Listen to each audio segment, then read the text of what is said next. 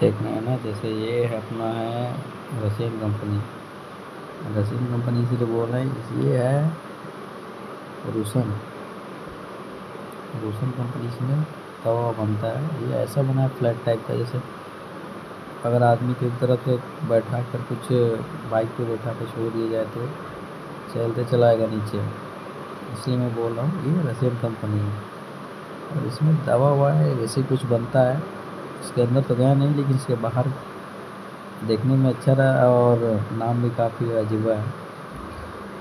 आप लोगों को कैसा लगा कमेंट करके बताइएगा और चैनल को सब्सक्राइब कीजिए। रात का समय है, देखिए पहाड़ पर पूरा अंधेरा और एक तरफ कंपनी। तो देख रहे हैं ना, चारों तरफ इधर अंधेरा अंधेरा है और लाइट बहुत कम है। देख रहे हैं, ये देखिए पता नहीं क्या बनता है। मैं तो पहली बार ऐसा देख रहा हूँ कंपनी।